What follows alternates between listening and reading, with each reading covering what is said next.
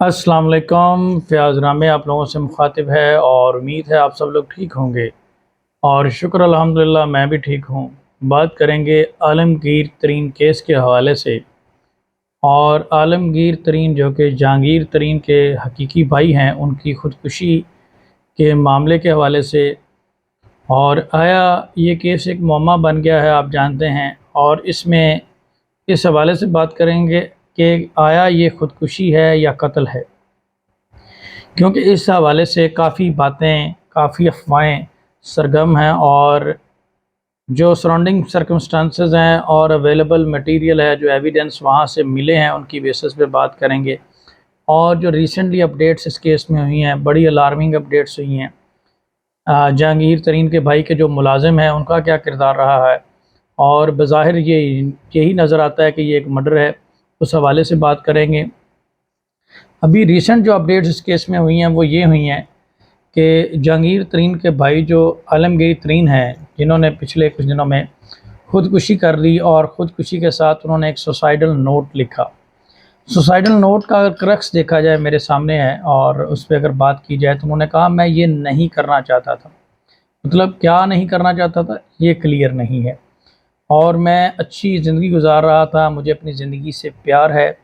और साथ ही साथ उन्होंने बताया कि वो पिछले कुछ दिनों में श्रीलंका में छुट्टियों पर गए और वहाँ पे उन्हें एक डिज़ीज़ हो गई, और वो उस डिज़ीज़ से बचने के लिए मुख्तलिफ़ किस्म की जो स्टेरॉइड्स थे वो ले रहे थे। और अब उस बीमारी से उनका मुकाबला करना, या इतने मसाइल उनके हो गए थे कि उनको फ़ेस करना मुश्किल था। इसके अलावा जो अहम बात उन्होंने लिखी वो ये लिखी कि उनके मुलाज़िम को कुछ ना कहा जाए, ना उनको पुलिस के हवाले किया जाए, ना किसी किस्म की और कोई मामला किया जाए। उसने उनकी बहुत खिदमत की। अच्छा, ये जो चीज़ है ये शक व शुबात पैदा करती है। सुसाइडल नोट में पूरी फैमिली को छोड़कर एक मुलाज़िम का तज़किरा जो है, ये एक अलार्मिंग सिचुएशन है।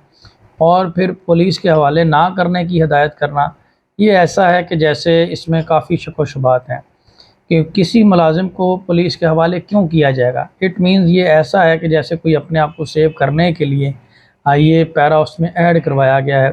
खैर, ये उनका लेटर है या नहीं है, ये उनकी हैंड राइटिंग है या नहीं है, या सुसाइडल नोट हकीकत पर मबनी है या नहीं है, इस हवाले से फॉरेंसिक लैब में उस लेटर का मुआयना करने के लिए भेज दिया गया है।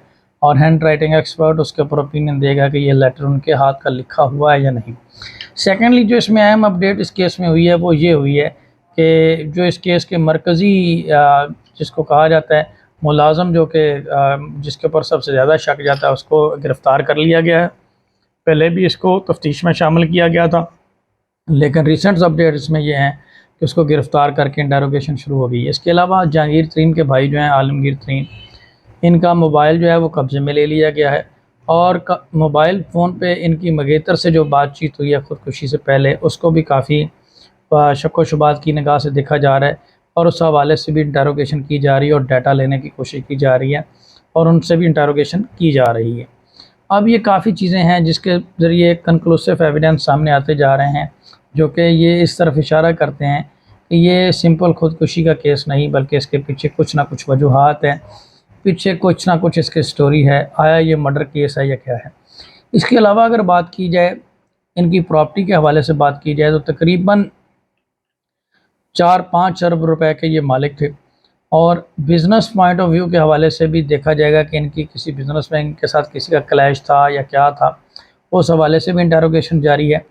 तो इस सारे मामले में बतौर वकील होता तो ये है, जब कभी ऐसा मैटर होता है तो वो जहाँ पे ये इंसिडेंट अक्रंस जो है वो होता है, वो सारा जगह को या उस कमरे को या उस लोकेशन को सील कर दिया जाता है, और वहाँ पे फॉरेंसिक टीम आती है और बाकायदा तौर पे जो प्रीशियस एविडेंस होती है उसको प्रिजर्व करते हैं और उसके ऊपर अपना एनालिसिस देते हैं। अब जिस गन से, जिन चीज़ों से ये ख़ुदकुशी या उसके ऊपर भी फिंगरप्रिंट और दीगर चीज़ें ली जाएंगी, और कुछ ऐसे टेस्ट परफॉर्म किए जाएंगे जिससे पता चलेगा कि ये ख़ुदकुशी उन्होंने खुद की है या मर्डर करके किसी ने इसको ख़ुदकुशी का रंग देने की कोशिश की है। बतौर वकील मैं इसमें, जहाँ तक मेरी असेसमेंट है, इन तमाम तर सर्कमस्टांसेस से मुझे ये लगता है कि ये सीधा साधा केस नहीं है, इसके पीछे कुछ वजूहात हैं।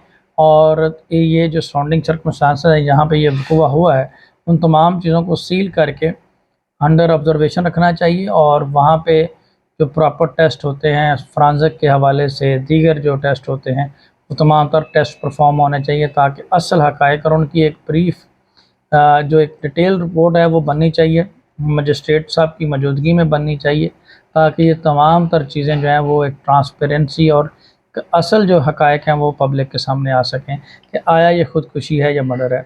اس حوالے سے میں مزید بھی آپ لوگوں کو اپڈیٹ کروں گا کہ خودکشی کے حوالے سے جب کوئی انسیڈنٹ ہوتا ہے تو اس کا لیگل طریقہ کار کیا ہوتا ہے۔ تو اپنا بہت سارا خیال رکھیے گا، دعاؤں میں یاد رکھیے گا۔ اللہ حافظ۔